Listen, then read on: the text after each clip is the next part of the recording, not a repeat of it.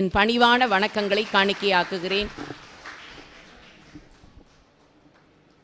ரிக்ஷாக்காரனில் நடித்த காரணத்தினால் சிறந்த நடிகருக்கான பாரத் என்ற விருது, தான் வாழ்ந்த காலத்தில் செய்த சேவைகளுக்காக இறந்த பிறகு பாரத ரத்னா என்ற விருது என்ற 2 விருதையும் பெற்ற ஒரே நடிகர் நம்முடைய புரட்சி தலைவர் எம்ஜிஆர் ஒருவர்தான். கக்கனை போன்ற உண்மையான தியாகிகளுக்கும் உதவி செய்த காரணத்தினால் கட்சிகளுக்கு அப்பாற்பட்டு எல்லாராலும் பாராட்டப்படுகிற ஒரு அரசியல்வாதி என்று சொன்னால் அது நம் எம்ஜிஆர் மட்டும்தான்.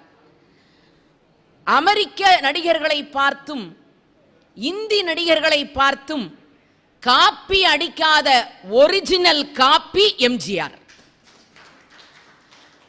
இன்றைக்கு நான் சாப்பிடுகிற சாப்பாடு அவரால் தான் என்று எத்தனை பேர் இந்த மண்ணில் பேசிக் கொண்டிருக்கிறார்கள்.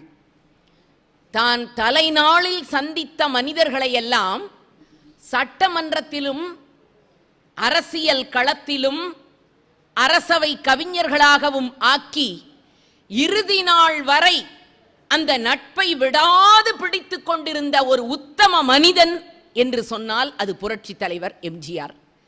இத்தனை பாராட்டுகளையும் தனதாக்கிக் கொண்டிருக்கிற அந்த மாமேதை, அவரோடு தமிழ் திரைப்பட பாடல் ஆசிரியர்கள் கொண்ட உறவு, அதையும் மதுரையிலே வந்து பேசுவது எவ்வளவு பொருத்தம்.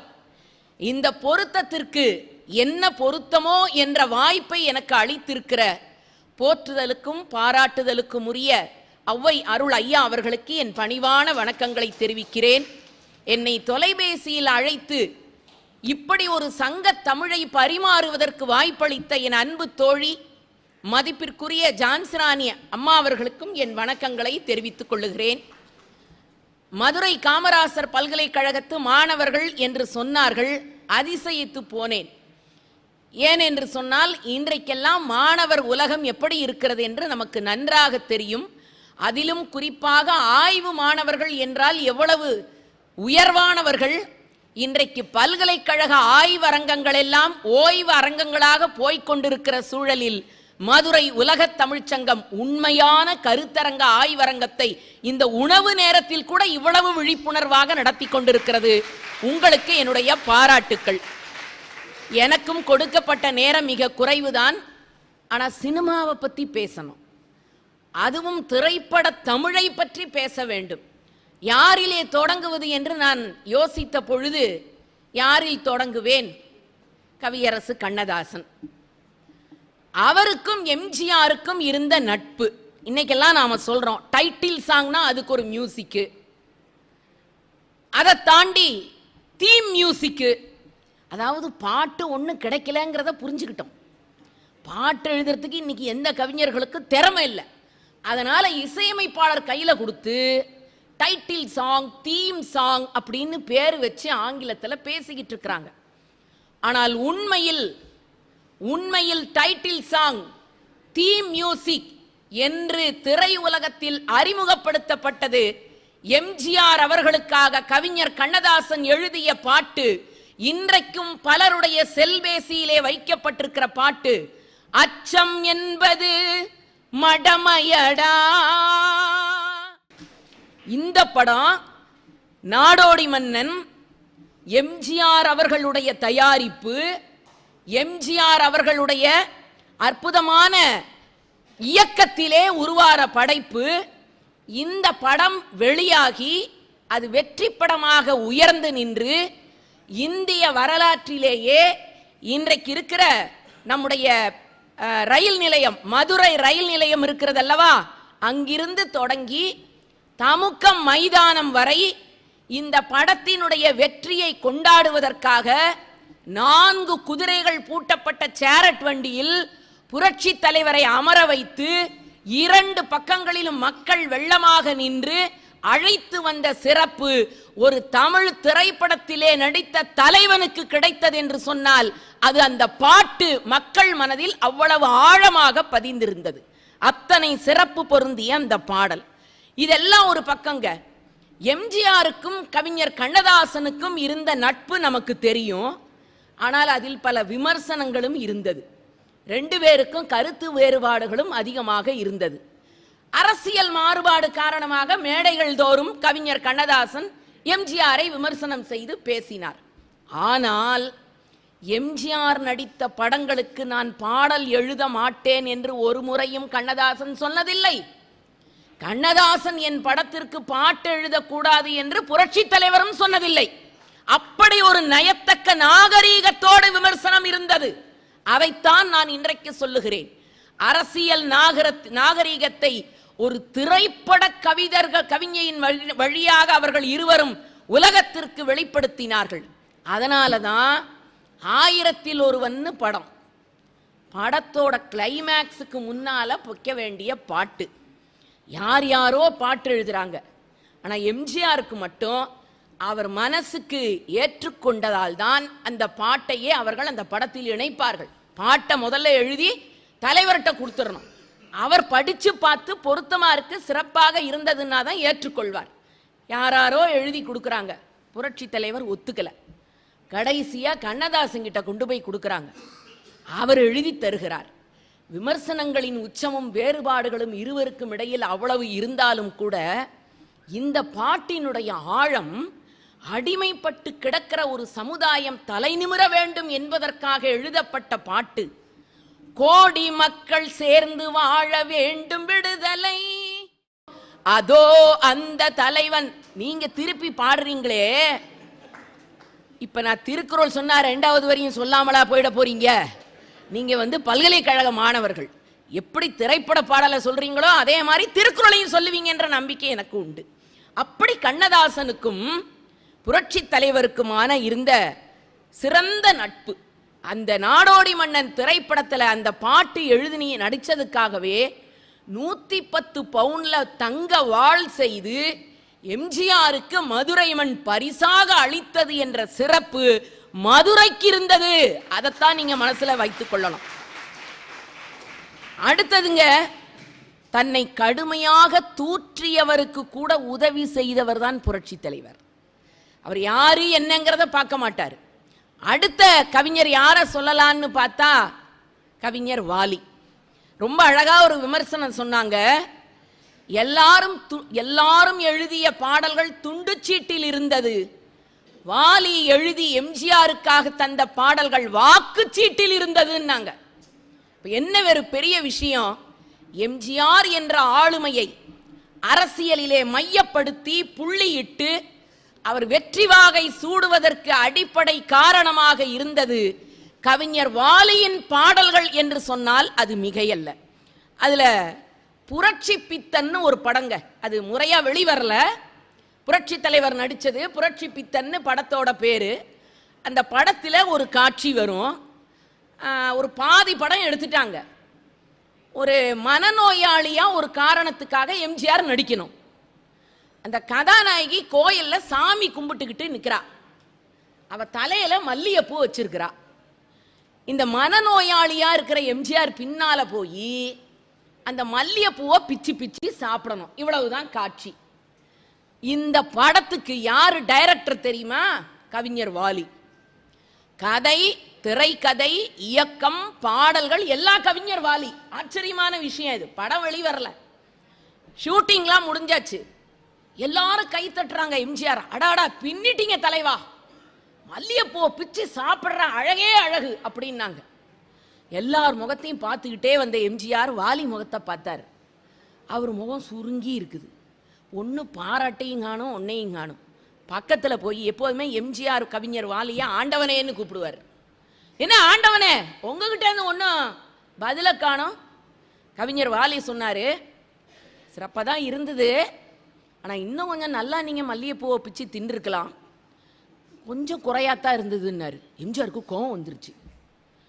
சொல்லுவப்பா, நீ மல்லிகைப்பூ 2 பூவுக்கு மேலே தின்னு பாரு, அது கசக்கிற கசப்பு எனக்கு இல்லை தெரியும். அதுவும் இங்கே மதுரையில் மல்லிகைப்பூவை பற்றி பேசணும் பார்த்தீங்களா? கோமா பேசிட்டு எம்ஜிஆர் பாதியிலே ஷூட்டிங்கில் வேகமாக ஒப்பனை அறைக்கு போயிட்டார். எல்லாருக்கும் கைகாலெலாம் விடவிடங்குது. கவிஞர் வாலி தொலைஞ்சாரு. போச்சு போ, இன்னமே படத்தை எடுக்க முடியாது. வாலிக்கு திக்கி திக்குங்குது உள்ள. எப்படியாவது தலைவரை போய் சமாதானப்படுத்தணுமே. ஓடுறாரு ஒப்பனை அறைக்குள்ள. அவர் வந்த காரை காணும். உள்ள ஓடுனா எம்ஜிஆருடைய மிக நெருக்கமான ஒப்பனை கலைஞர் பீதாம்பரம். அவரை பிடிச்சாரு. ஐயா எங்க? உள்ளதாங்க இருக்காரு. அவர்கிட்ட கொஞ்சம் பார்க்கணும், பேசணுமே. போங்க, நல்லா பாருங்க, பேசுங்க. போய் தலையை குனிஞ்சுக்கிட்டு வாலி நிற்கிறாரு. தலைவா, நான் கொஞ்சம் தெரியாம சொல்லிட்டேன். இல்ல இல்ல இல்ல, நீங்க எப்படி விரும்புறீங்களோ அப்படியே நான் நடிச்சு தர்றேன், போங்க, மறுபடியும் அதே காட்சியை படமாக்கலான்னு. எம்ஜிஆர் போய் நிற்கிறாரு. அதே காட்சி அமைப்பு, அதே மாதிரி கதை தலைவி நிற்கிறாங்க. அதே மாதிரி மனநோயாளியா எம்ஜிஆர் போறாரு. அதே மாதிரி பூவை பிச்சு பிச்சு சாப்பிடுறாரு. இவர் நினைச்சதை விட அற்புதமா அந்த காட்சி படமாச்சு. வாலி அப்படியே கட்டி தழுவிக்கிறாரு. நான் இந்த உணர்ச்சியை தானே உங்ககிட்ட எதிர்பார்த்தேன்னு. அப்ப என்ன தெரியுமா ஒரே மாறுபாடு? அவ்வளவு நேரம் முன்னால பிச்சு தின்னது மல்லிகைப்பூ, இப்ப பிச்சு தின்னது ரோஜா பூ. இந்த காரு காணாம போச்சு பார்த்தீங்களா? எம்ஜிஆர் டக்குன்னு ஒரு ஆளை விட்டு அனுப்பி 2 கிலோ ரோஜா பூவை வாங்கிட்டு வாடான்னு சொல்லி இப்ப ரோஜா பூவை திங்கிறாரு. ஒன்று வைத்துக் கொள்ளுங்கள், ஒரு விஷயத்தில் வெற்றி பெற வேண்டும் என்றால் தன்னையும் இழக்காமல் தன்னை சார்ந்திருக்கிறவரையும் திருப்திப்படுத்தக்கூடிய ஆற்றலும் அறிவும் புரட்சி தலைவர்கிட்ட இருந்தது. அப்படி கவிஞர் வாலிக்கும் புரட்சி தலைவருக்கும் இருந்த அந்த நட்பு, அடே அப்பா, எந்த பாட்டன்னு சொல்றதுங்க. எம்ஜிஆர் என்பதற்கு ஒரு உருவம், இன்னைக்கு சொல்றீங்கல்ல இமேஜ், அந்த இமேஜை கொடுத்தது வாலியின் பாட்டு. ஆண்டவனே உன் பாதங்களில் விளக்கேற்றுகிறேன் என்று 1968 ஒளி விளக்கிலே அவர் எழுதிய பாட்டுதான் 1984 அமெரிக்காவிலே ஏதோ ஒரு மருத்துவமனையிலே அனுமதிக்கப்பட்டிருந்த புரட்சி தலைவரை பாதுகாப்பதற்கு தமிழ்நாட்டின் வீதிகள் தோறும் பாடப்பட்டது என்று சொன்னால் வாலிக்கும் புரட்சி தலைவருக்குமான அந்த மிகச்சிறப்பான நட்பு எத்தனையோ இருக்கலாங்க. நாம எல்லாரும் சொல்லக்கூடிய ஒரு அற்புதமான படம் படகோட்டி. அந்த படகோட்டியில வரக்கூடிய பாட்டு, அதுவும் கட்டிய மனைவி, தொட்டில் பிள்ளை எல்லாவற்றையும் விட்டுவிட்டு ஒரு நாள் போவார் ஒரு நாள் வருவார். படகோட்டிக்காக அவர் எழுதிய அந்த பாட்டு எவ்வளவு பெரிய உச்சத்திலே இருக்கிறது. எத்தனையோ பாடல்களை சொல்லலாம். சரி, இன்னொரு கவிஞர், இவரும் ஒரு மிகச்சிறந்த நான் கவிஞர்களுடைய வரிசை அடிப்படையில் நான் சொல்லவில்லை, ஆனால் இவர்களுக்கெல்லாம் மூத்த ஒரு கவிஞர் யாருன்னு சொன்னா திரையுலகத்தில் உடுமலை நாராயண கவி. மகாகவி பாரதியாருக்கு இணையாக நாட்டுப்பற்றுடைய பாடல்களை எழுதியவர். ஆனால் உலகத்துக்கு தெரியலங்க, கிட்டத்தட்ட 10,000 பாடல்களை உடுமலை நாராயண கவி எழுதியிருக்கிறார். சில பாடல்கள் தான் நமக்கு தெரிந்திருக்கிறது. அவரை இப்ப நாம எம்ஜிஆர் வாத்தியார்னு சொல்லுவோம் இல்லையா? ஆனா எம்ஜிஆர் ஒருத்தர் வாத்தியார்னு சொன்னார்னா உடுமலை நாராயண கவிய. அத்தனை சிறப்புங்க அந்த உடுமலையினுடைய பாடல்கள் ஒவ்வொன்றும். அந்த விவசாயின்னு ஒரு படம், அந்த படத்துல 2 கவிஞர்கள் எம்ஜிஆருக்கு பாட்டு எழுதியிருப்பாங்க. ஒன்னே உடுமலை நாராயண கவி, இன்னொன்று மருதகாசி. 2 பேருடைய பாட்டு போட்டி போட்டுக்கிட்டு அந்த உழவு தொழிலினுடைய மேன்மையை எடுத்து வைக்கிற சிறப்பு இருக்குது பாருங்க, சிறப்புங்க. நல்ல நல்ல நிலம் பார்த்து, அந்த பாட்டு எவ்வளவு நீளமா போகும். அந்த மெட்டுக்கு திரைப்பட பாடல்களில் குட்டி குட்டியா வரிகள் சீர்களை போட்டு எழுதணுங்க. ஆனா நீட்டி முழக்கி நீங்க கர்நாடக சங்கீதத்தை சொல்றீங்களே, அந்த அளவுக்கு நீளமாக தமிழ் திரைப்பட பாடலை எழுதினார். ஏனென்றால் உடுமலை எம்ஜிஆர் மேல் வைத்திருந்த காதல் நீளமானது, அதனால பாட்டு நீளமா எழுதினார். அத்தனை சிறப்பு. அதை தாண்டி மருதகாசி சொல்லவே வேணாங்க. விவசாயி படத்துல ஒரு சூப்பர் டூப்பர் ஹிட் பாட்டு. எம்ஜிஆர் அப்படி அந்த டிராக்டரை ஓட்டிக்கிட்டு வயல்ல போகிற பொழுது எழுதப்பட்ட பாட்டு, அற்புதமான பாட்டு. என்ன வளம் இல்லை இந்த திருநாட்டில். அடுத்தவர் என்ன போட போறாரு? ஒருத்தன் சொன்னா, என்னதான் இருந்தாலும் தலைவர் தேச நாட்டு பற்றோட இருக்கிறவரு பறக்க வேண்டும் எங்கும் ஒரே சின்ன கொடி, அது தேசிய கொடின்னு போடுவாருன்னா. ஒருத்தன் சொன்னா, என்னதான் இருந்தாலும் கட்சி விசுவாசம் போகாதியா, அதனால பறக்க வேண்டும் எங்கும் ஒரே சின்ன கொடி, அது திமுக கொடின்னு போடுவார்னா ஒருத்தன். ஒவ்வொருத்தன் சொன்னா, என்னதான் இருந்தாலும் புரட்சி தலைவர் காங்கிரஸ் அடியிலிருந்து வந்தவரு, அதனால காங்கிரஸ் கொடின்னு போடுவாருனா ஒட்டாரு பாருங்க மருதகாசி. பறக்க வேண்டும் எங்கும் ஒரே சின்ன கொடி, அது பஞ்சம் இல்லை என்னும் அன்ன கொடி. அந்த ஒரு பாட்டு மருதகாசிக்கு எத்தனையோ சிறப்புகளை ஏற்படுத்தி தந்தது. இன்னொரு ஒரு கவிஞர் அண்மையிலே தான் நம்மை விட்டு மறைந்தார், நான் நினைக்கிறேன் 2021 என்று, புலமை பித்தன் அவர்கள். அவருடைய பாடல்கள் அடே அப்பா, அவரை அரசவை கவிஞராக்கி சிறப்பித்த மகிழ்ச்சி. நான் ஏற்கனவே சொன்னேன், கவிஞர் நம்முடைய தலைவருக்கு ஒரு கவிஞரை ரொம்ப பிடிச்சு போச்சுன்னா உடனே அவரை அரசவை கவிஞராக்கிடுவார். கண்ணதாசனை அப்படி அமைக்கிறதுக்கு முன்னால நடந்த சம்பவம் ஒன்று. அவரும் எலியும் புலியுமா இருக்கிறாங்க, திட்டிக்கிட்டே இருக்கிறாரு. ஆனாலும் புரட்சி தலைவருக்கு கண்ணதாசனை அரசவை கவிஞரா ஆக்கணும்னு ஆசை. தொலைபேசியிலே அழைப்பு போகுது. இன்னைக்கு இருக்கிற மாதிரி செல்போன்லாம் கிடையாது, லேண்ட்லைன் மட்டும்தான். புக் பண்ணிட்டு காத்துக்கிட்டு இருக்கணும், அழைப்பு வருமா வருமான்னு. எம்ஜிஆர் கிட்டேருந்து கண்ணதாசனுக்கு ஃபோன் போகுது. அவங்க வீட்டில் யாரோ எடுத்துக்கிட்டு அவர் கோயம்புத்தூர் போயிருக்காருங்கன்னாங்க. உடனே புறப்பட்டு சென்னைக்கு வர சொல்லுங்க கவிஞரா. என்ன புறப்பட்டு போனாரு கவிஞர் கண்ணதாசனும். உட்கார்ந்த உடனே புரட்சி தலைவர் அவர்கிட்ட சொல்றாரு, உங்களை நான் தமிழ்நாட்டின் அரசவை கவிஞராக்க விரும்புகிறேன். இதற்கு உங்களிடத்திலிருந்து நான் எதிர்பார்க்கிற ஒரே சொல் சம்மதம். இதை தவிர வேற எதுவும் சொல்லக்கூடாதுன்னார். நிகழ்ந்துட்டார் கண்ணதாசன், உருகிட்டார். அப்ப சொல்றாரு மேடையில, என்னை அரசவை கவிஞராக்கி இருக்கிறார் புரட்சி தலைவர். நான் இறந்து விட்டால் எனக்கு அரச மரியாதை கிடைக்கும், ஆனால் நான் உயிருடன் இருக்க மாட்டேன். ஆகவே நான் இறந்த பிறகு எனக்காக கிடைக்கக்கூடிய அரச மரியாதைக்காக இப்பொழுதே எம்ஜிஆருக்கு நன்றி தெரிவித்துக் கொள்ளுகிறேன் என்று சொன்னார் கண்ணதாசன். அப்படிப்பட்ட சிறப்பாக அரசவை கவிஞர்களை வைத்து அழகு பார்க்கிற அருமை பண்புக்கு சொந்தக்காரர் புரட்சி தலைவர். ஆகவேதான் புலமை பித்தனை அழைத்தார். குடியிருந்த கோயில், அடிமை பெண், குமரி கோட்டம், உலகம் சுற்றும் வாலிபன், சிரித்து வாழ வேண்டும், அத்தனையும் வெற்றி படங்கள்.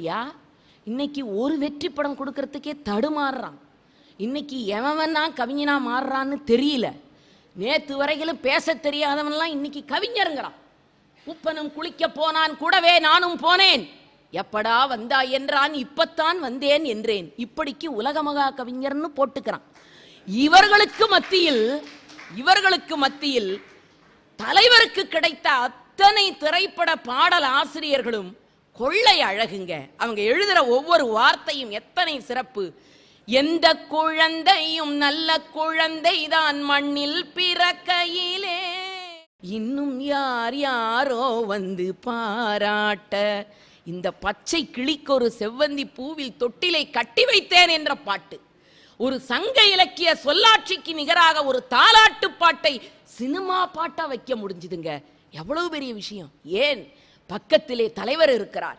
அவரை பார்த்து பார்த்து அனுபவித்தவர்கள் அதை அழகு தமிழிலே கொண்டு வந்து சேர்க்க வேண்டும் என்று நினைத்தார்கள். அதனால் அப்படி பாடல் வந்து கிடைத்தது. சிரித்து வாழ வேண்டும், பிறர் சிரிக்க வாழ்ந்திடாதே, உழைத்து வாழ வேண்டும், பிறர் உழைப்பில் வாழ்ந்திடாதே. குழந்தைகளுக்கு தகுந்தார் போல, இளைஞர்களுக்கு தகுந்தார் போல, பெண்களுக்கு தகுந்தார் போல காதல் பாடல்கள். அடே அப்பா, எந்த காதல் பாட்டை சொல்றது? ஒரே ஒரு காதல் பாட்டை இப்ப ரொம்ப தேவையாமான்னு நீங்க கேட்குறீங்க. வேற வழி இல்லை. எம்ஜிஆரை பத்தி பேசும்போது காதல் பாட்டு சொல்லாம நிறைவு செய்யலாமா? அவர் எத்தனை அழகான பாட எங்க, அவர் உடம்ப பார்த்து எனக்கு தெரிய திரை உலகத்தில் ஒரு பெண் ஆணை வர்ணிக்கிற மாதிரி நம்ம மரபுல பாட்டே கிடையாது. சங்க இலக்கிய காலம் தொட்டு ஆண் தான் பெண்ணை பாராட்டுவான். ஆனா முதல்ல ஒரு பெண் ஆணினுடைய உடல் கட்டழகை வெளிப்படையாக பாடுவது போல கண்ணதாசன் எழுதினார். தேக்கு மரம் உடலை தந்தது. அப்படி இருந்த ஒரு கட்டழகன், அந்த கட்டழகனுக்கு காதல் பாட்டு எழுதணும்னா கண்ணதாசன் ஒரே பாட்டை சொல்லி நான் முடிச்சிடுறேன். நல்ல காட்டு பாதை. காதல்னாலே சிச்சுவேஷன் சொன்னாதான் புரியும். எடுத்தெடுப்பில் இப்போ நான் தத்துவ பாட்டு பாடின மாதிரி சொன்னால் காதல் பாட்டு போய் சேராது. அது என்ன பாட்டு நீங்களே புரிஞ்சுக்கங்க. இரவு 12 மணி, அமாவாசை மாதிரி இருட்டு, காட்டு பாதை, ஒரே ஒரு பொண்ணு உடம்பு முழுக்க நகையை போட்டுக்கிட்டு தனியா ஒரு மாட்டு வண்டியில போறா, போய்கிட்டே இருக்கிறா. இந்த சிச்சுவேஷனுக்கு கண்ணதாசனை கூப்பிட்டு ஒரு பாட்டு எழுதுங்கன்னார். அவர் சிச்சுவேஷன் இல்லாமலேயே பாட்டு எழுதக்கூடிய ஆளு. அவர்கிட்ட இப்படி ஒரு காட்சியை சொன்னா எழுதாமலா போவாரு? அவர் எழுதினார். காட்டினில் ஒருவன் என்னை கண்டான். இந்த தனியா வண்டி ஓட்டிக்கிட்டு காட்டு பக்கம் போகுதா இந்த பொண்ணு.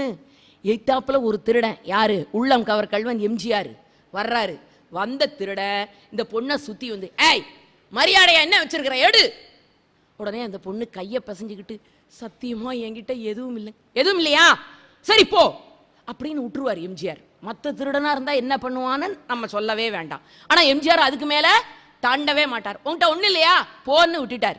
இப்ப அந்த பொண்ணு இந்த பக்கமா போச்சு, அந்த திருடன் அந்த பக்கமா போனான். போன திருடன் சும்மா இருந்தானா, ஒரு நிமிஷம் திரும்பி அந்த பொண்ணை பார்த்தான். அந்த பொண்ணு சும்மா இருந்துச்சா, அதுவும் ஒரு நிமிஷம் திரும்பி பார்த்துச்சு.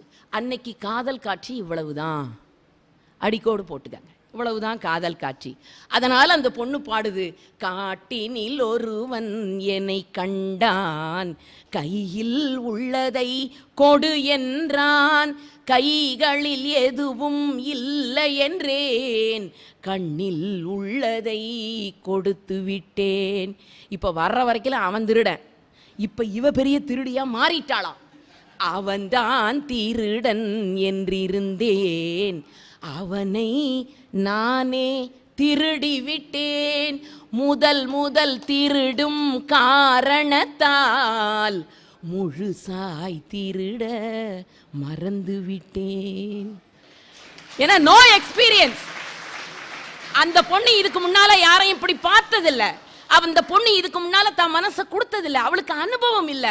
அவன் முகத்தை ஒரு தரம் தான் பார்த்தா, முழுசாய் திருட மறந்துட்டேனே, இன்னொரு சான்ஸ் கிடைச்சா அவன் முகத்தை பார்க்கலாமே அப்படின்னு அந்த பொண்ணு எழுதுற மாதிரி அந்த பெண்ணினுடைய மன உணர்வை வாங்கிக்கிட்டு கண்ணதாசன் எழுதுறாரு, முழுசாய் திருட மறந்து விட்டேன். இன்னைக்கு அதை அப்படியே கையில வாங்கிட்டு நம்ம கவிஞர் வைரமுத்து எழுதுறாரு, புதிதாய் திருடும் திருடி எனக்கு முழுசாய் திருடத்தான் தெரியல, ஐயையோ ஐயையோ பிடிச்சிருக்கு, எனக்கும் உன்னை பிடிச்சிருக்கு, என்னமோ என்னமோ. எங்கிருந்து பிடிச்சது, எங்கிருந்து பிடிச்சது? இத கவிஞர் கண்ணதாசன்கிட்டேந்து பிடிச்சது. அப்படி புரட்சி தலைவருக்கு பாட்டு எழுதுறதுனா திரைப்பட பாடல் ஆசிரியர்களுக்கெல்லாம் ஒரு குஷி. அவர்கிட்ட ஒரு பாராட்டு வாங்கிடணும். அவர் ஒரு வார்த்தையை மாற்ற சொன்னார்னா மாத்திரணும். ஏங்க 4 வரிக்கு எழுதினாலும் பாட்டு, அந்த 4 பேரா பாட்டு, சினிமா பாட்டுன்னா பல்லவி இருக்கணும், சரணம் இருக்கணும், பல்லவி இருக்கணும், அனுபல்லவி இருக்கணும், சரணம் இருக்கணும். ஆனா எம்ஜிஆருக்காக பாட்டு எழுதும் பொழுதெல்லாம் 5 பத்தி 6 பத்தி திரைப்பட பாடலாசிரியர்கள் எழுதி வச்சிருவாங்க. ஏன்னா இவங்களால அந்த ஆசையை அடக்க முடியல, எம்ஜிஆரை பத்தி இவ்வளவு எழுதணும்னு. எம்ஜிஆர் வருவாராம், பாட்டை போடுங்கன்னுவாரு. கேட்கிறாரு, பரவாயில்லையா, எத்தனை செலவானாலும் பரவாயில்ல, எல்லா பேராவையும் வச்சிரியா, சினிமா பாட்டா வரட்டும். அப்படித்தாங்க இன்றைக்கும் எம்ஜிஆருக்காக எழுதப்படுகிற அத்தனை பாடல்களும் 3 பத்தி 4 பத்தி என்று வளர்ந்திருக்கிறது என்று சொன்னால் வார்த்தைகளில் மட்டுமல்ல, பழகுகிற தன்மையில், தமிழை வளர்ப்பதில், மக்களை நேசிப்பதில் மகோன்னத சக்தி படைத்தவராக எம்ஜிஆர் என்ற 3 எழுத்து மந்திரம் இருந்த காரணத்தினால்தான் தமிழர்களுக்கு காதலிக்க கற்றுக் கொடுத்தார், தமிழர்களுக்கு ஒரு பொருளை அள்ளி வழங்க கற்றுக் கொடுத்தார், தமிழர்களுக்கு இனிமையாக சிரிக்க கற்றுக் கொடுத்தார், தமிழர்களுக்கு வாழ கற்றுக் கொடுத்தார். அதே போல வாழ்ந்த அத்தனை திரை கவிஞர்களையும் உச்சத்திற்கு கொண்டு செலுத்திய பெருமை எம்ஜிஆருக்கு உண்டு என்று சொல்லி இந்த அருமையான வாய்ப்பளித்தமைக்காக நன்றி கூறி விடைபெறுகிறேன்.